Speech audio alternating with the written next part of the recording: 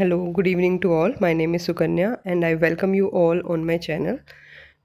आज जो हम टॉपिक करने वाले हैं वो है करिकुलम प्रोसेस, जो कि knowledge and curriculum paper 1 unit 3 का एक इम्पॉर्टेंट क्वेश्चन है। ये 4 मार्क्स में और 8 मार्क्स में पूछा जाता है।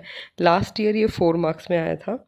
तो हम इस वीडियो को स्टार्ट करने से पहले मैं एक चीज़ कहना चाहूँगी कि जिसने भी चैनल को अभी तक सब्सक्राइब नहीं किया है तो प्लीज़ आप सब्सक्राइब कर लें। अब हम देख लेते हैं कि ये क्वेश्चन पूछा कैसे जाता है। तो इस क्वेश्चन में आएगा what is curriculum process and describe the process of curriculum development in detail, और what are the essential elements of curriculum development process discuss.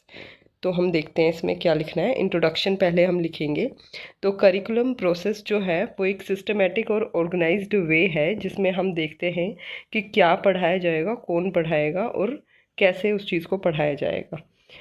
The curriculum process is a systematic and organized way in which what will be taught, who will be taught and how it will be taught are considered.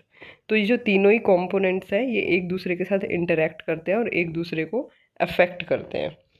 Curriculum process जो है it is a systematic process to create positive improvement in the educational system. Every time there are changes और development happening around the world, the school curricula are affected. There is a need to update them to address the society's need. तो ये बोल रहा है कि जब भी दुनिया के अंदर कोई भी चेंजेस होते हैं तो स्कूल का करिकुलम जो है वो बहुत ज़्यादा अफेक्ट हो जाता है, और हमें जो भी चेंजेस सोसाइटी में आ रहे होते हैं उनको देखते हुए अपने करिकुलम को भी अपडेट करना पड़ता है।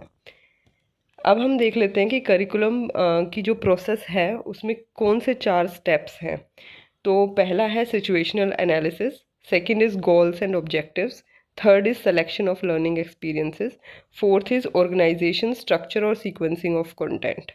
तो देखो अगर ये क्वेश्चन 4 मार्क्स में आता है ना तो पहले तो हम ये एक माइंड मैप बना के लिख सकते हैं, और हमें क्योंकि कम ही लिखना होता है 4 मार्क्स में तो उसके अकॉर्डिंग जितना भी हमारा आगे का मटेरियल है उसको हम छोटा कर सकते हैं।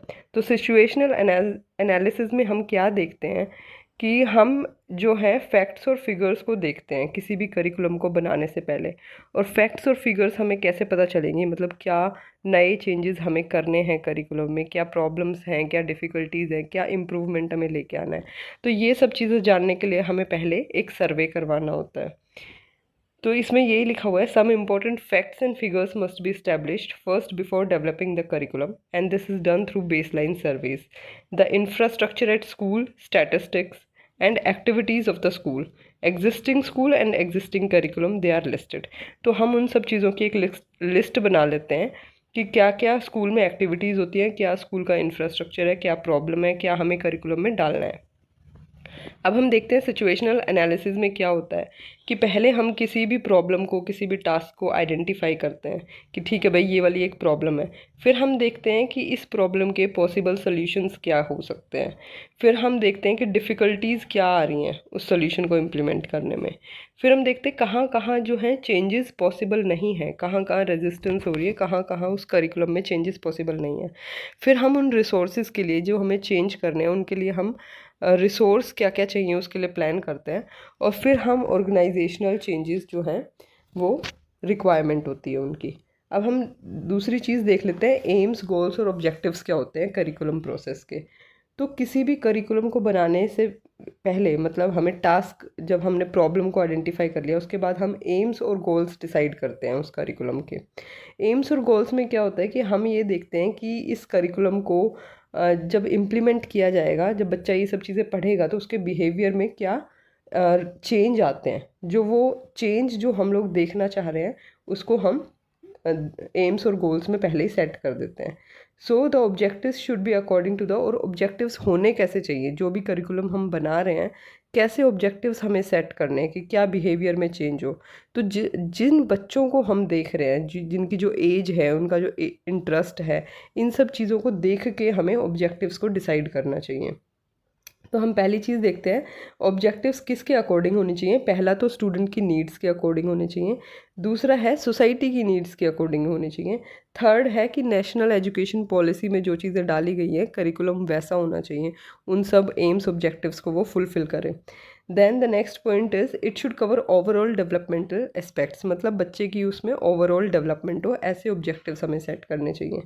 Then the last point is enrich with activities and real life based task. तो जो भी करिकुलम हो उसके अंदर हमें एक्टिविटीज़ जो डालनी है वो बच्चे के रियल लाइफ एक्सपीरियंसेस वो एक्सपीरियंस कर सके, वो वाली एक्टिविटीज़ डालनी है। अब थर्ड पॉइंट है सिलेक्शन ऑफ लर्निंग एक्सपीरियंसेस। मतलब लर्निंग एक्सपीरियंस का मतलब क्या है कि बच्चा क्या सीखने वाला है। A learning experience is something in which the student actively participate and which results in a change in behaviour. मतलब बच्चा किसी भी एक्टिविटी में पार्टिसिपेट करके क्या उसके बिहेवियर में चेंज आता है, that is called as learning experience. The teacher should select only experiences which will result in the change in behaviour outlined in the objectives of the programme. तो learning experience teacher को जो भी activity जो teacher plan कर रही है वो इसी के अकॉर्डिंग होनी चाहिए कि जो हमने ऑब्जेक्टिव सेट किया अपने प्रोग्राम में, एक्टिविटी उससे रिलेटेड होनी चाहिए। तो पहली चीज़ है कि हम नीड को प्रायोरिटाइज करें कि बच्चे की नीड क्या है, उसके ऊपर एक्टिविटी जो है बेस होनी चाहिए। दूसरा है कि किसी भी एक्टिविटी को करते टाइम टीचर को टाइम और रिसोर्सेज का बैलेंस रखना बहुत ज़्यादा ज़रूरी होता है। थर्ड थिंग इज़ हमें ये देखना चाहिए कि जो लर्निंग एक्सपीरियंस उस बच्चे को मिल रहा है उसमें तीनों डोमेन्स को ध्यान में रखा गया है, कॉग्निटिव डोमेन भी, साइकोमोटर भी और इफेक्टिव भी। Then the last point is sequencing should be done from simple to complex, known to unknown. जो चीज़ हम बच्चे को सिखाना चाह रहे हैं उसकी सीक्वेंसिंग इस तरीके से होनी चाहिए कि पहले सिंपल चीज़ें सिखाई जाएँ जो उसको थोड़ा बहुत पता हो, उससे हम कॉम्प्लेक्स की तरफ जाएँ, या जो चीज़ें उसे थोड़ी बहुत पता है नॉन से अननोन चीज़ों की तरफ जाएँ। अब हम देख लेते हैं, अब लास्ट पॉइंट जो है वो है सीक्वेंसिंग ऑफ कंटेंट का। मतलब जो भी कंटेंट अभी तक हमने बनाया है उसको हम सीक्वेंस करेंगे, ऑर्गेनाइज वे में लगाएंगे। तो वो हम कैसे लगा सकते हैं, उसके बहुत सारे तरीके होते हैं। पहला होता है क्रोनोलॉजिकल ऑर्डर। मतलब जो इवेंट जिस ऑर्डर में हुआ है, पहले जो चीज़ हुई है उसको हम पहले लगाएंगे, बाद में जो चीज़ हुई है उसको बाद में लगाएंगे। Then second is cause and effect. Cause and effect के बेस पे हम लगाएंगे कि उसका कॉज क्या था, कॉज के बाद इफ़ेक्ट उसका क्या हुआ। Third is structural logic. Structural logic होता है किसी भी नॉर्मल प्रोसीजर की, उसमें जैसे हम किसी चीज़ को ऑर्गेनाइज करते हैं, जैसे शर्ट पहनने से पहले हम वेस्ट पहनते हैं। फिर नेक्स्ट है साइकोलॉजिकल। साइकोलॉजिकल जब भी वर्ड आता है उसका मतलब होता है इंटरेस्ट ऑफ लर्नर्स। ठीक है, तो बच्चे के जो इंटरेस्ट हैं उसके बेस पे ऑर्गेनाइज किया जाए कंटेंट को। Then the last point is problem centred.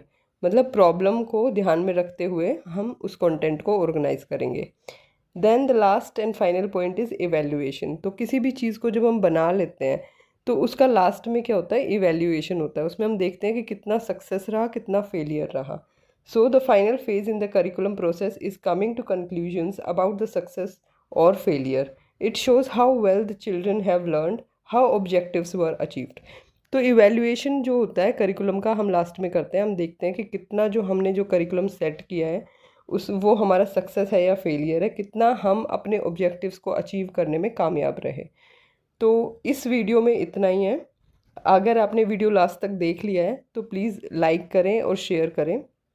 Thank you so much. अब मिलते हैं नेक्स्ट वीडियो।